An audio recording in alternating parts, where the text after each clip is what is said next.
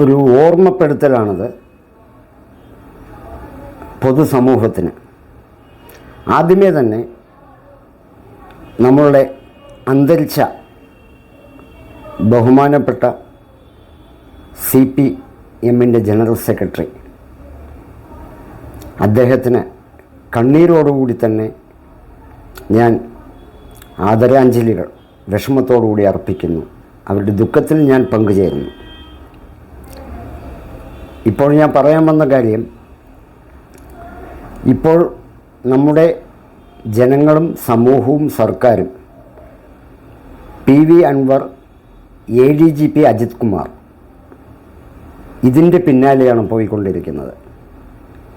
DGP നേരിട്ട് ഇടപെടുന്നു, അന്വേഷിക്കുന്നു. ഹേമ കമ്മിറ്റി എന്നൊരു സംഭവം ഇപ്പോൾ തൽക്കാലം ജനങ്ങൾ വിസ്മരിച്ചുകൊണ്ടിരിക്കുകയാണ്. ഹേമ കമ്മിറ്റി നീതിപൂർവമായ ഒരു അന്വേഷണം നടത്തണം. മാനവും അഭിമാനവും നഷ്ടപ്പെട്ടവർക്കും, അത് പുരുഷനായാലും സ്ത്രീയായാലും, അത് സുതാര്യമായ അന്വേഷണം വേണം എന്ന് ഹൈക്കോടതി തന്നെ ഈ വിഷയത്തിൽ വളരെ ശക്തമായിട്ട് ഇടപെട്ടിട്ടുണ്ട്. അത് നിർബന്ധമാണ്.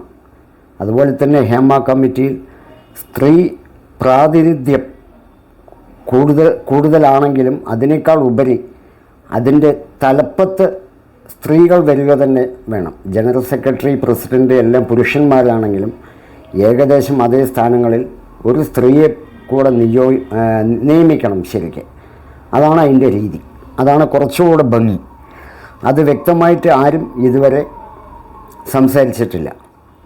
അപ്പോൾ ഹേമ കമ്മിറ്റി പോയി, ഇപ്പോൾ ഇതിൻ്റെ പിന്നാലെയാണ്. അതിനു മുൻപ് വയനാട് ദുരന്തം, ഒരു നാട് തന്നെ മണ്ണിൻ്റെ അടിയിലായി. അതുമായി ബന്ധപ്പെട്ട് ഒരുപാട് ഫണ്ടുകൾ പല ഭാഗങ്ങളിൽ നിന്നും വന്നിട്ടുണ്ട്. യുദ്ധകാല അടിസ്ഥാനത്തിൽ അവിടെ ആ വിനിയോഗിക്കേണ്ട ഫണ്ട് അത് എന്തായി, എവിടെ പോയി, എന്ത് ചെയ്യുന്നു, ഭദ്രമായിട്ട് എത്തേണ്ട കൈകളിൽ എത്തിയോ, അതെല്ലാം വീണ്ടും ചർച്ചയിലേക്ക് വരണം. അതിനോടൊപ്പം തന്നെയാണ് അങ്ങ് കർണാടകയിൽ അർജുന് ഇപ്പോൾ എല്ലാവരും ഏകദേശം മനസ്സിൽ നിന്ന് വിട്ട് കഴിഞ്ഞു. അദ്ദേഹം മണ്ണിൻ്റെ അടിയിലാണോ പുഴയിൻ്റെ അടിയിലാണോ ഒന്ന് കണ്ടെത്താൻ പോലും കഴിഞ്ഞിട്ടില്ല. കണ്ണീരോടെ ഒരു കുടുംബം കേരളത്തിൽ ഇവിടെ വളരെ വിഷമത്തോടുകൂടി ഇരിക്കുന്നുണ്ട്. അപ്പോൾ ഓരോ ദിവസവും ഓരോ പുതിയ കാര്യങ്ങൾ വരുമ്പോൾ പഴയ കാര്യങ്ങൾ അത് അടിയിൽപ്പെട്ടു പോകരുത്. ചാനലിന് കുറേ ബോംബുകൾ അന്നന്ന് കിട്ടുന്നുണ്ട്. ഈ ചാനലും വിസ്മരിക്കരുത്.